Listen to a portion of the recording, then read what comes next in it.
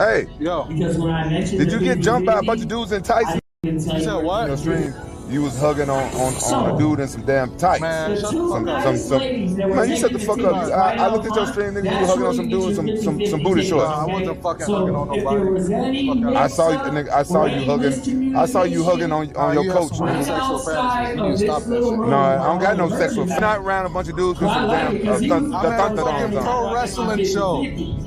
Exactly. Watch. Watch. My dad can't never call me a bitch. Straight up. Hey, what's going on, guys? My name is Millennial Smark, and I'm bringing you the slop, the whole slop, and nothing but the slop. This Mark Henry video, his comments, it's really got me on a damn mission right now to go out of my way to really go after the people who are arguing this whole thing in bad faith just to be contrarian for the sake of being contrarian. So today we're going to discuss the legal parameters as to what Roger Jackson is going to be facing in the future. We have Rampage Jackson going out of his way, humanizing his son, which I feel is important. I don't see anything wrong with that. We also have him going after people calling him a bad parent. MMA Guru, he's going after him. He was talking about him when Rampage Jackson was discussing calling himself a bad parent or whatever. He snaps back by replying to his stupid ass comments. And we have a beautiful, awesome update on Syko Stu's health. So without further ado, let me take you into the legal parameters of what is up ahead for Roger Jackson via this legal mindset video. His link is down in the description box below if you want to watch his video. He's a great lawyer. He breaks things down very succinctly. He's been featured in channels such as More Pegasus and people like that, so I think he's absolutely credible. But here, check it out. It's a lot better hearing from him what is up ahead for Roger Jackson than hearing from me and everybody else speculate in regards to whether or not he's going to face attempted murder charges. So check this video out. So a battery is essentially when a defendant, in this case Raja, willfully and unlawfully touched another in a harmful or offensive manner and was not justified. So a lot of people confuse assault and battery. Assault is the threat of harm, and there has to be a fear, right, that's accompanying that threat. And battery is the completed act. So battery is you've not just threatened somebody, but you've gone and done the thing. You've actually gone and touched the person, you've harmed the person. So harmful or offensive manner means you physically harmed somebody, or it was done in an angry, rude, or disrespectful way that the victim found offensive. Well, this is, of course, beyond angry and rude or disrespectful. I mean, you're unconscious. You're being beaten while you're unconscious. Obviously, that is physically harmful, right? And there's no justification. So the justifications in the relevant statute are usually self-defense, defense of others, or disciplining a child. That's not what we had here. So battery, not looking good for Raja. The other thing people aren't talking about right now, everyone's focused on the civil, but there's massive, everyone's focused on the criminal and they're forgetting the civil, the tort side. There is massive liability on the civil side, not criminal, civil. So criminal, we're going to probably have something going down there. That's being investigated. LAPD are looking into that. But we've got over here civil, and that's what people are really quiet on because there's massive monetary damages here for either battery or intentional infliction of emotional distress. And battery under civil law is a little bit different. It's intentionally causing an unconsented, harmful, or offensive contact, which a reasonable person would find offensive without consent. I think that's a slam dunk. That's an absolute slam dunk from a civil liability standpoint. A reasonable person looking at that can just know that that went beyond what was consented to, that was not reasonable, that was not, something that you can look at and as a human feel like, yeah, this is normal, right? So battery, slam dunk. Intentional infliction of emotional stress is extreme and outrageous conduct by the defendant that was intended or recklessly disregardful of causing severe emotional distress to the victim. So this one, I think most people would call it extreme and outrageous. So that's very possible. And the emotional distress, I mean, you're put in critical condition. So I think that's something that might be relatively easy to prove, especially even compared to the criminal side. He also talks about the attempted murder statute as far as what he will have to meet in regards to the recommendation from the prosecutors. This is, again, coming from Legal Mindset, an actual lawyer. He said that attempted murder wouldn't necessarily be something that would be so easily proven because it would actually have to be as extent the intent, right? And it's very, very hard to prove the intent because he's going in there, there's going to be some type of plausible deniability that's going to be pretty easy for him to actually use as a defense, because it's weird. Attempted murder isn't essentially like, oh, this guy is trying to beat the dog shit out of him. You can't just say that. It has to be specific. Like, he has to want to kill him. There has to be something stating him, making it a point that he wants to end this person's life. So that's going to be pretty hard to prove, believe it or not. Even with him getting on top of him and beating the hell out of him, that's not enough. You would actually have to have something a little bit more stronger than that. You know what I mean? Not to say that it's impossible, but it's pretty damn hard. And then he goes on to talk about the manslaughter charge that people were throwing around also, but there's no manslaughter because obviously Stu's not dead. And more importantly, there's no such thing as attempted manslaughter, right? So that's also a case that cannot be made. So 9 times out of 10, they're going to be able to get him most likely on battery. It's going to be up to his lawyers as far as what they decide, if they were able to at least get him on those charges. But if there's anything that he's going to be most likely pressed on, if he was able to get charged with anything and, you know, proven in court, be guilty, have a verdict, it's going to be most likely battery, right? So I think at the very least this can disprove some of the stuff that people have been talking about in regards to, including myself, as far as attempted murder. I would like to see him get attempted murder because, you know, he's a UFC fighter. I think to me and you, from a common sense standpoint, he was intent on killing him. He wasn't going to stop unless someone pulled him off. That was his words, not mine. So it's pretty obvious that was his intent. But from a legal standpoint, that's going to be incredibly difficult to prove. So the best he can probably get on is a battery charge. You know what I mean? But that's good enough because I don't know the limit. I'm very curious. I think it's 4 years, right, in California, as far as what you can get in regards to battery. But this was like hardcore battery. I mean, I'm not too sure of the actual legal term for something to the extent of like first degree battery. I know there's an actual word for it, but that's our best bet as far as what we can actually get him on, as far as him actually getting some consequences. And then the civil liability is a hell of a lot less strenuous than what you see with the actual criminal case, and that's going to be easy. Obviously, to be quite frank, I wouldn't even be surprised if you went after the Knox Pro company also, or the school, because I mean, it was an unsafe working environment, right? So he's going to be able to get them most likely on that too. That's probably why they were sending those text messages out, which was pretty obvious. We knew that off rip. So just to clear up some of the I don't know, the miscommunication, or some of the people running around suggesting that he can't get off of anything, or even some of the people suggesting they can get an attempted murder charge, that doesn't really seem likely. It's most likely going to be battery, and he could probably sue the hell out of these guys if he chooses to do so, which I hope he goes out of his way to sue the absolute hell out of most of these people, if not all of the people that have been disparaging his name in the school in itself. But this goes a little bit further also, because outside of the legal mindset video, now we have Rampage trying to humanize Raja, which again, I don't see to being a bad thing.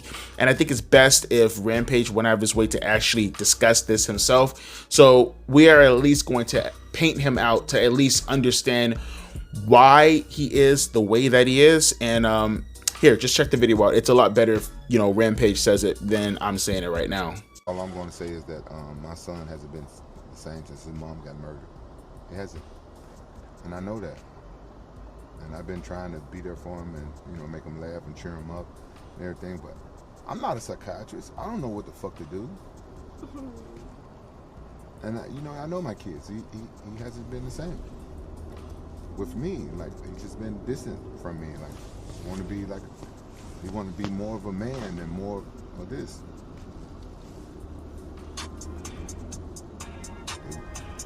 And look, I can empathize with his struggle. I'm pretty sure most people can empathize with his struggle. That's how usually these stories work out with people like Raja, right? People who do actual crimes also outside of what Raja did. You know, most of these people, I can tell you right now, growing up in the hood and stuff like that, there's a lot of people who lost their parents to violence, right? But that's still no excuse for what he did. I get his struggle. I understand, you know, it's the quintessential, you know, angry person who has to be angry at the world disappointed him, the world fucked him up. You know, it's the whole the Dark Knight, was it that, or was it the Spider-Man movie? One of those two that was like, they'll just like to watch the world burn. I think it was the Joker movie. So it's like, I get I get where Raja is coming from, right? I can't put myself in his shoes because I never lost a parent to murder. I lost family members to murder, but never, thank God, a parent to murder, right? Although my dad's no longer around. But my point being is, even though your circumstances happen to be difficult, there are a lot of people who have lost their parents, a lot of people in the hood who lost their parents. And maybe they have taken some violent routes, right? But there are also a lot of people who were in the same situation as Raja who didn't take the violent route, right? So I see where Rampage is coming from, but that's still no excuse for what Raja did. Because if he ended up succeeding in what he was doing and he ended up ending Stu's life, then that's someone else's kid who lost their father. That's someone else's kid who lost their parent. And Raja created those circumstances. He is the person that took out his mother had he concluded what he did to Stu. So I'm sorry. I get it. That sucks. You know, God rest his mother's soul. But nah, that's no excuse to what he did. And it goes even a little bit further, because then after that, you had Rampage started to go on Twitter, and it's really starting to get to him a little bit. It really is, but that's just the consequences of parenting. You know what I mean? You do the deed, you get the consequences. So he jumps on Twitter and he says this: "Say what you want about me, twist my words all you want. Hopefully none of your kids fuck up bad enough to have people judge your parenting.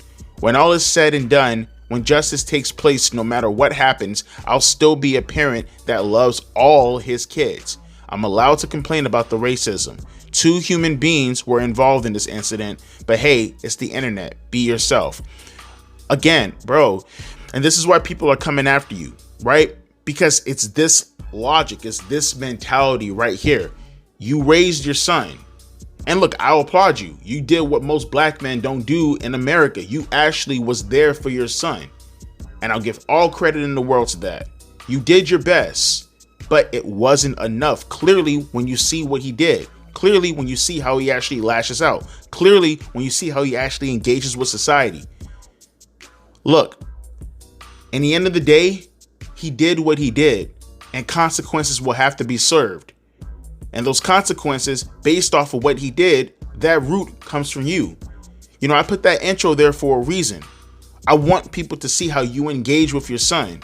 I want people to see how you and your rhetoric is the reason why he has hardcore daddy issues. To believe, and I'm seeing this position brought up by a lot of people suggesting that Rampage didn't do anything. Like I said, and I've been saying this throughout this whole entire series, no, Rampage didn't do anything directly. No, he didn't. Obviously, you can watch the video. But to pretend he didn't indirectly create this, like, what are you doing? You're gaslighting people. You're actively gaslighting people. You have the man legitimately walking away, and while he's walking down that road after the attack, saying, "I ain't no bitch. I ain't this. I ain't that." Talking about his chat, talking about his dad. This is after his dad essentially called him gay for what he was doing. Hugging up on wrestlers and stuff like that. Look at that mentality, bro. He created that structure. And from my understanding, I think Rampage's dad, I could be wrong, someone can correct me, but I think I heard somewhere that Rampage's dad was just as hard on him. It's a cycle, man. It's a cycle that needs to be broken. But he could break that cycle in prison. Talking about Raja, consequences still have actions. And you can sit here all you want to. You can play the race card. You can say people are racist, this, that, and the third. No, bro. No. Like I said about Mark Henry earlier in the Dynamite review, you guys can cherry pick how many comments you want to cherry pick and pretend that in itself generalizes everybody's perspective when coming after you. We have a focus. We have a reason for why we're coming after you. It's because of what your son did.